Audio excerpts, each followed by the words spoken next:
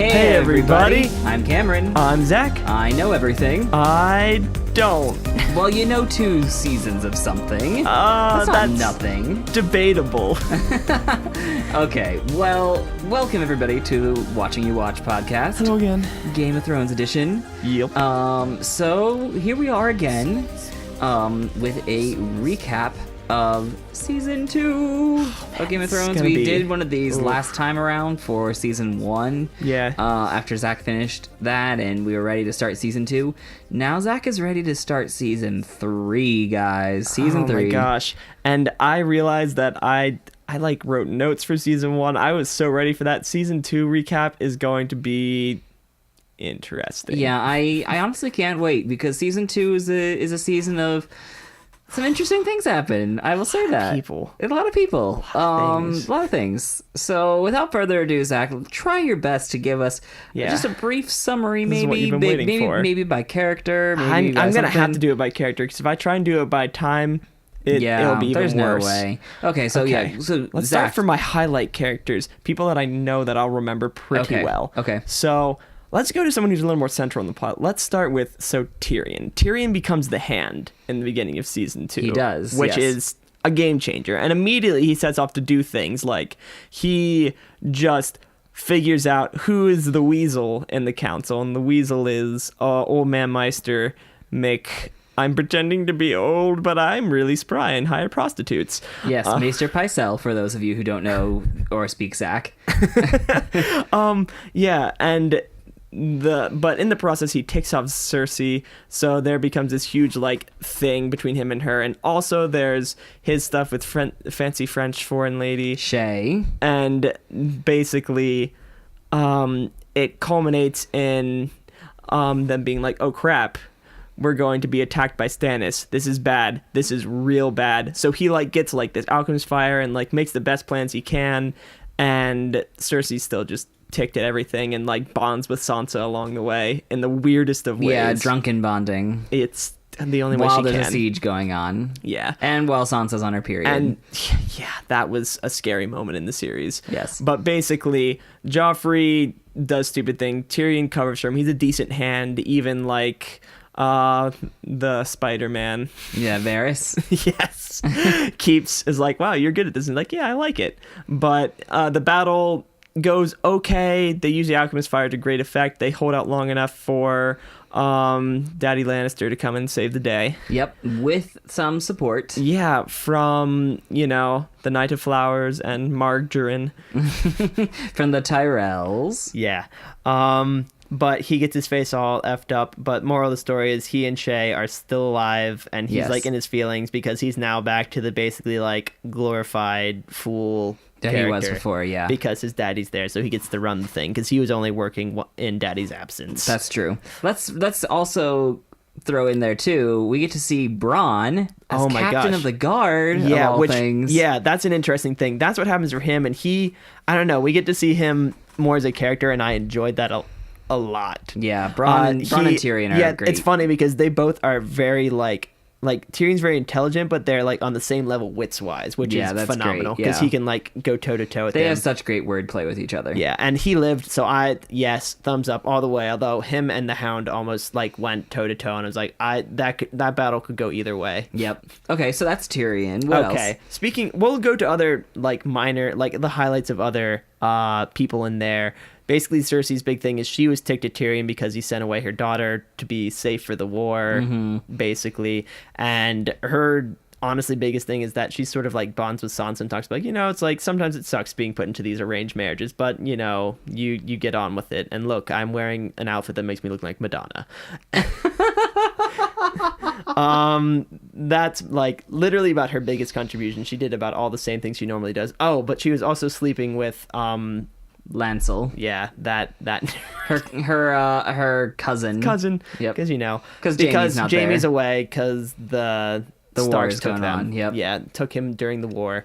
Let's see. Sansa, her big thing is she really now you can tell she doesn't like Joffrey, and she's doing her best to survive, and Shay becomes her handmaiden, which is super important because there's someone who's definitely in her camp, as well as the Hound saves her from almost getting raped in a riot that Joffrey caught, which is big. So she's like pulled some connections from the Hound and like Shay, so it's just kind of interesting, and even from Cersei. So that's how she's doing okay. She's coping. She's doing all right. And Joffrey basically just continues to get worse and worse as a king. He starts actually beating the prostitutes and making them like kill each other, and it's he awful. Just becomes more and more deranged as the series goes he's on. Literally the worst. He's just the worst. That he doesn't need any more. He doesn't get any more screen time from me.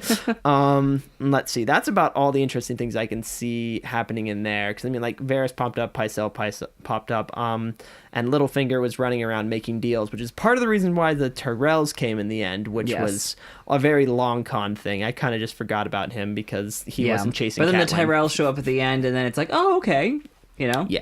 Okay, but speaking of good old Catelyn, her thing was basically to just, as per usual, she was just liaison between different groups. In the beginning of season 2, she had gone and she was just trying to make nice to Camp. Do you remember? Do you remember? Gosh. He got killed by a shadow demon baby. Yeah, he did. And he was the close boyfriend of the Knight of the Flower. Yes, Sir Renly. Sir Renly. Oh, Renly bless him. Baratheon. And the best thing that came from Renly was Bree freaking Ann! Yeah, we met Brienne of Tarth, and she's awesome. And she is a hulking wonder of a woman. She is a hulking wonder of a woman. And what happens is that basically Catelyn picks up Brienne as a knight, and the big thing that comes out of this is then, for some God knows why reason, Catelyn, in a lapse of judgment, listens to Jaime and basically frees him to think that she can bargain for her 2 daughters, which, news alert, they don't have both daughters. Arya's still off doing her thing. Yep. And that's kind of where their stuff goes. She's also just very disappointed in Robb Stark for falling in love with Talisa, my the dear. nurse. Yeah, the nurse. Hello, nurse. Yep. And that's literally his thing. Like, for a moment in the series, there's actually like a touching romance, and I'm like, something awful is gonna happen, and I hate it.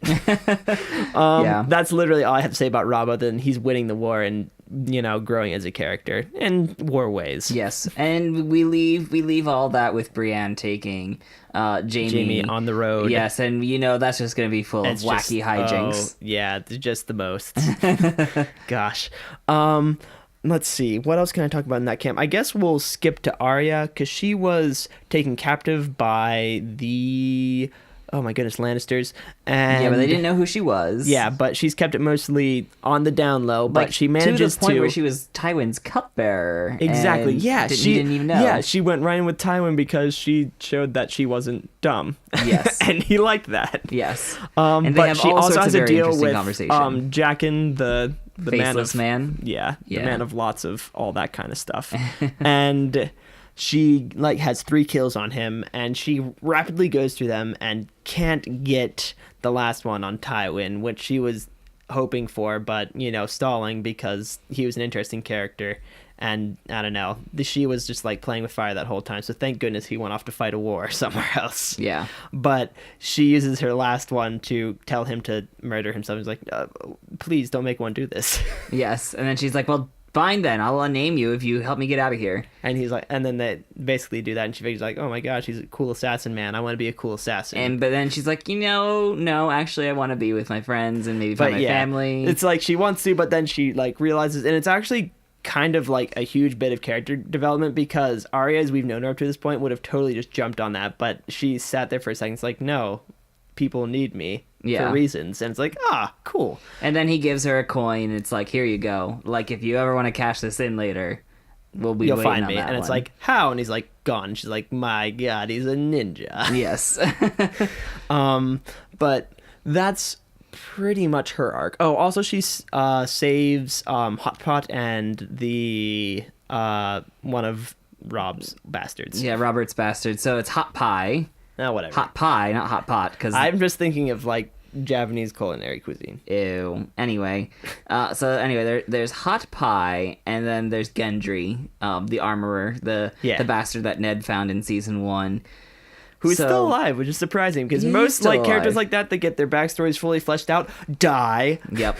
So we still have Gendry, and we still have Hot Pie, and we have Arya, and they're still running around. And also, we can do Jon Snow in 5 seconds. Basically, he finally gets his wish to go beyond the wall. He gets told to not be a noob, and he's a noob immediately because he meets Ygritte, and she just strings him along to the point where the wildlings find the rest of his group after he's strayed away from them, and he kills the other, like basically his commanding officer, basically as a ploy to be able to get into wildling camp and survive. Being told to be kind of like an infiltrator, kind of. Yeah, it's like basically he's being told to be a double agent and find about like whatever rants race Mance Raider. Yeah, and the wildlings, the best metal band in the whole north. You also skipped over too though the importance of Craster's Keep, and there's some weird baby sacrifice going on there. Yeah, baby sacrifice. Redaughtering. And there's please no more redaughtering. It's just so gross, and Sam tries to save someone. It's like, you're a good boy, but you need to get out of there. Yeah, Sam takes a liking to one of the girls, and they're like, nope, this is bad stuff written all over this. Yeah, and everyone's like, don't, Sam. He's like, but I want to, and it's like, no. Okay. And the thing, that's the end of his arc, and basically Sam's arc ends with mother effing everywhere. White Walkers just everywhere. White Walkers everywhere. It goes from shoveling poop to just all the White Walkers. Yep. Went from 0 to an entire mob and Left for Dead. Yep. And the tank music is playing. And the tank music is playing as the credits rolled. Yeah. And Sam was like, oh no. And then he heard crying, and he's like, this is only getting worse. Yes, it is only getting worse. But anywho. So who else would you like to recap? Let's see. Daenerys is very important. Because she is keeping her little, like, USA freedom people and going across the desert, and like everyone's like, we're gonna die, and she's like, no, we're not, and she's like, oh my god, we actually might. And Jorah's like, chill, and basically. And then they get to a city of Qarth. Yep, they find Qarth, and things get immediately interesting there. Do you want your birthday present early? What's my birthday present? Dexterous couscous allows her into the city. It happened. And the rest of the council's like, oh, okay, whatever. Yeah. And so she gets in there and is like doing all these things, like, I need ships to get across the sea to F everything up. And he's like, but are you a good investor? He's like, I have dragons. And he's like, that's nice. And then the midget is like, we have dragons. He's like, wait, how do you? Aha, poof, we have your dragons. I caught maybe like 10 words in that whole thing that you just said. So yes, what Zach said. So basically, what it comes down to is that this was a huge power play by Zora Zohanduxis to Zara Zohanduxis. Zora the Zohanduxis to try and... See, isn't Dexter's Couscous easier? You get one. Okay. To try and take over the council, which he literally gets the magic people to shadow clone jutsu, kill everybody, which is a shame.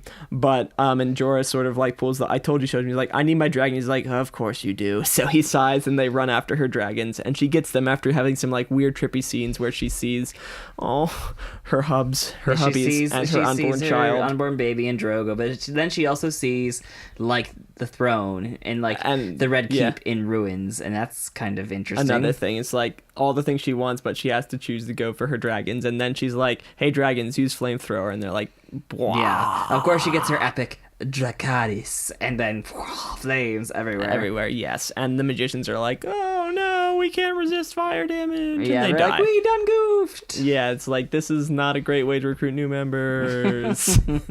But that's pretty much the Daenerys arc. And then she just the best reveal is that when they figure out that the now King of Qarth has no money. He's just been bluffing everyone to the point where he's gotten where he is. And he has this big empty vault. And then they just proceed to Dothraki everything and loot everything for its value. After locking him and his mistress in... Which was her other handmaid, which her cool handmaid got murdered. Yeah, it's sad. Which was awful. It's very sad. Because everything's awful. Yep.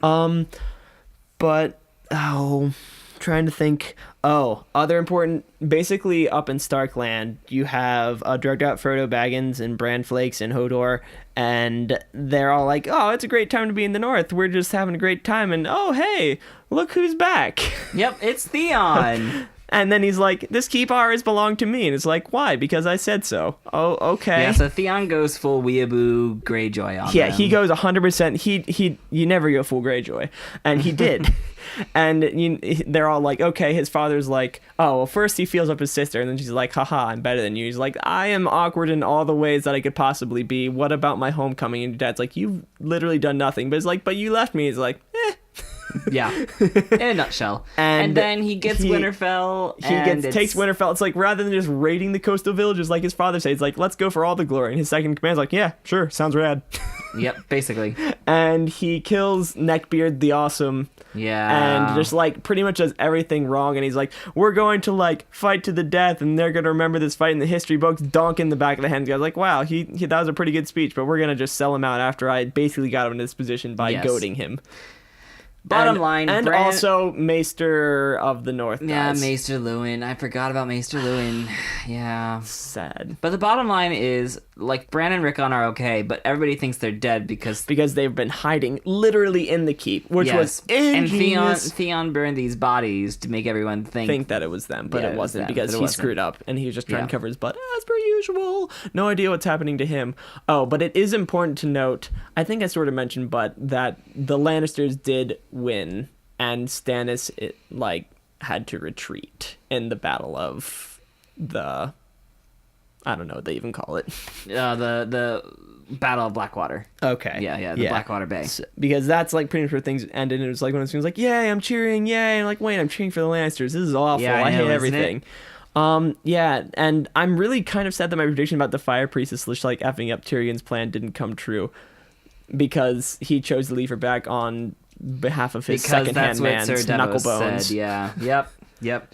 Okay, well, this would be the point normally in an episode where I would ask certain questions, but really I really only have one question, Zach, out of all of season 2 before we get into our normal recap stuff. Is who do you think made like the biggest gain this season, and who do you think made the biggest mistake? Okay, the biggest gain overall. And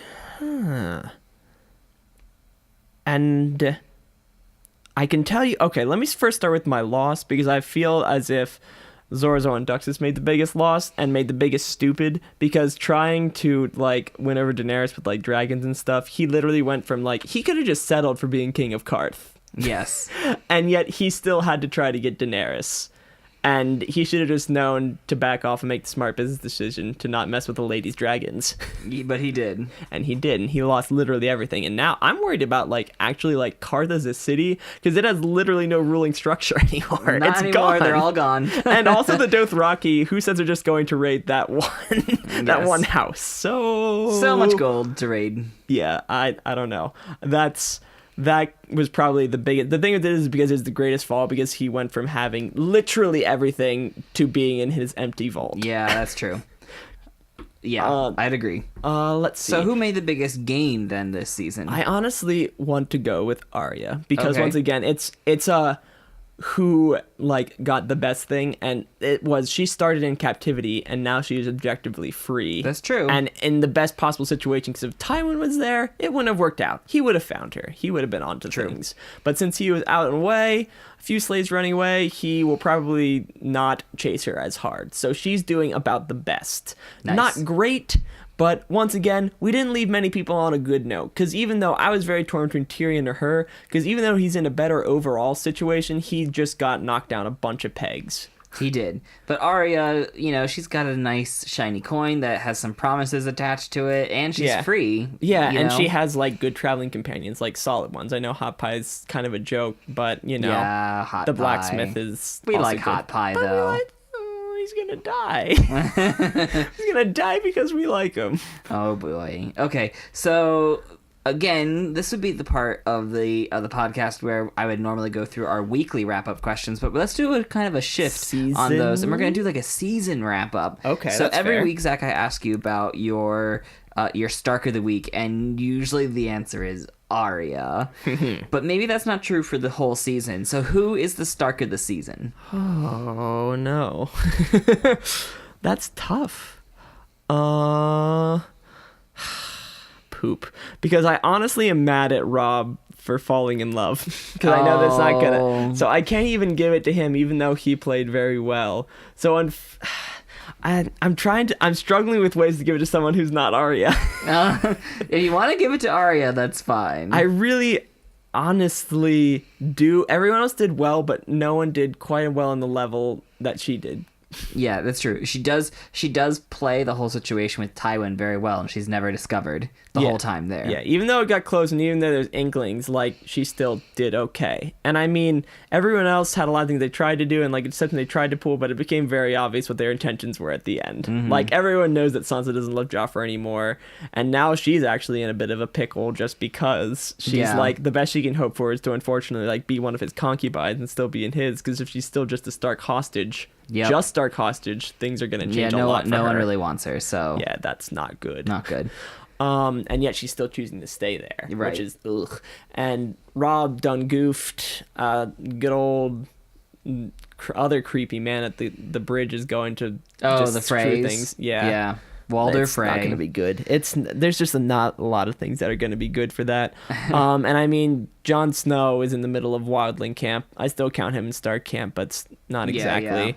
And I mean, the thing is Bran and Rickon did very well, but not quite as well as Arya. Like, they're honestly my second, just because in the small amount of screen time they had, they did well with the situations they were given due to the people they had with them. Because Hodor and Osha are a freaking force. They're a dream team. Yeah, dream team. Okay, well, let's move on to then the crown then. We usually give this out every episode for the person who plays the game the best in that episode. But over the season... Yeah, usually you give this to Tyrion, because he's just so boss at playing the game. Who gets it this season, though? You know what? And it's funny because it's not something that was done immediately. I think I'm going to honestly give it to Marjorie. Because she went from having no standing and losing her like way to the king to literally, getting to marry Joffrey, which is as close to a truly literal crown you can get. That's kind of funny that you gave her for the whole season, because she literally is only in maybe 2 or 3 scenes in 2 episodes. And that's the funny part, because she's the only one I feel like I truly can give it to, because she made one play and she's literally going to be the queen. Yeah, I mean, I guess it doesn't get better than that.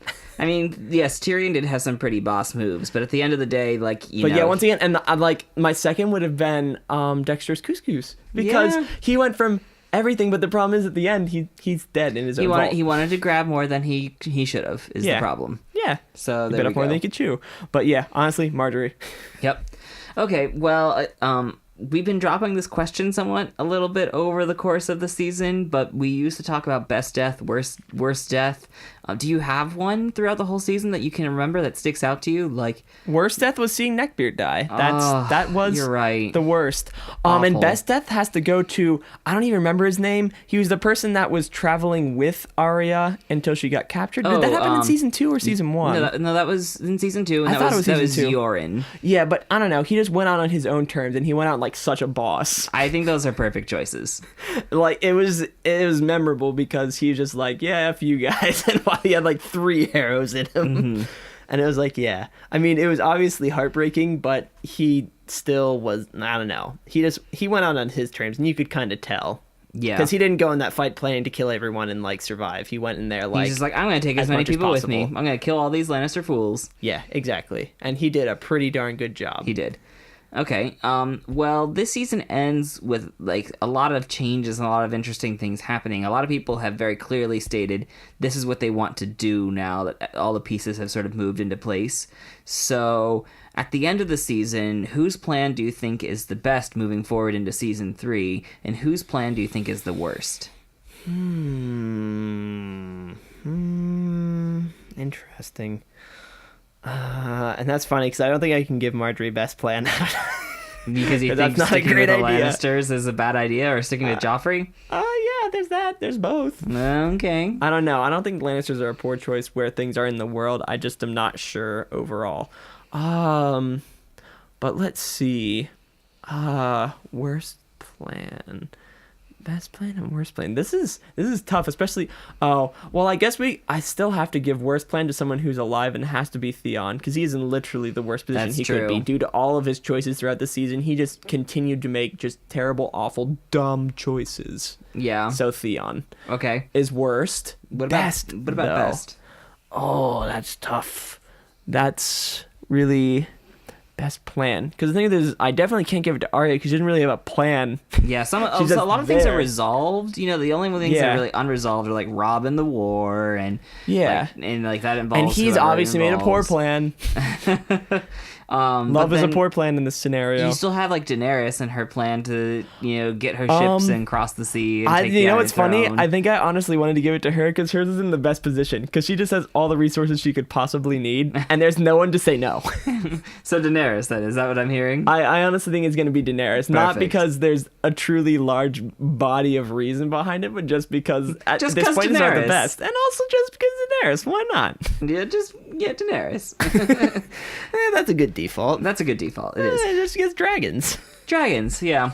Okay. Well, Zach, there's a lot of nice reversals of fate, a lot of interesting things that come and pop in here, but season 2 is a season, I think, about further establishing where people are going to be, and also seeing how things begin to play out. And that doesn't always play out well for people. No. We went into the Blackwater with a lot of expectations about how that was going to go, and then it ended very differently. Oh, yeah. So with all this in mind, Zach, how hopeful are you moving into season 3? With White Walkers coming and all this stuff, I'm at like a 3.5. Is that a new record low? I feel like it is.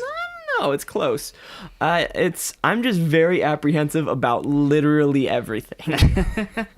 I guess that's where I'm at. Because the thing with it is there's a lot of good things that I feel like can be toppled, and there's a lot of things that are like, that could get worse. Mm-hmm.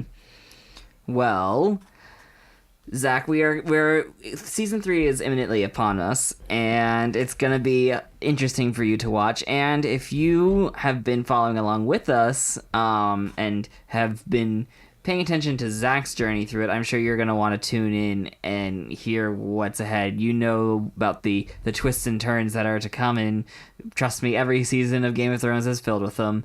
So, so if you've been enjoying Zach's agonizing journey through this just as much as I've been, make sure you tune in when we start up with season 3. Yes. If you got any good leading questions to ask, make sure to send them our way. Mm-hmm.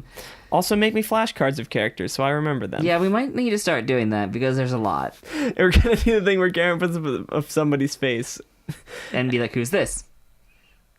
You failed. It's pretty much going to be like 15 minutes of that until I just am in a ball crying. So there's that. And so yeah, if you have any questions that you would like to send our way, please do that. You can connect with us on our YouTube channel. Maybe you're watching this podcast in its video form there. Or you can connect with us on Twitter or Tumblr. So send them our way here. Though I've been very careful to not look at our Tumblr since season 6 has ended recently. Yeah, and the spoilers are everywhere. I can't even internet. I've told Zach no internet. We're recording this around the time that season 6 has just ended, and if you are up to date, holy crap! And that's all I can say.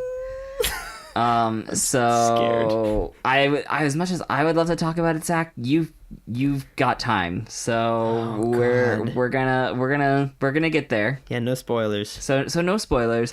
Although I will say that I went to New York City recently, and there was I was just looking at these TV walls, like, oh, that's nice. It's this thing for T-Mobile or something, and then it was flashing TV shows, and Game of Thrones shows up, and I see full form dragons flying. It's no, and I started looking down at the ground and sprinting. Yeah. Well, I mean, I guess they just assume that if you were in a major metropolitan, you watch Game of Thrones. I mean, that's a logical assumption, right? Fair. So anyway, well, Zach, as always, it's been fun watching you watch. I can't wait to watch season 3 with you. Here we go. Any predictions? As we finish out here that you have for season 3? Okay. Thing 1, I think Daenerys' journey across the sea is going to take her not where she wants to be. I don't think she's going to be across the sea for a while. Okay. At least to where she would want. I don't know. There's going to be something weird that happens there, for sure. Also, I don't know. I am interested to see if the White Walker is going to be held off by the Night's Watch. I am kind of worried about like world implications, and the sad thing is even if they get past the wall, I don't think the world's going to react until it starts to affect everyone, because it's only going to be affecting the North at first.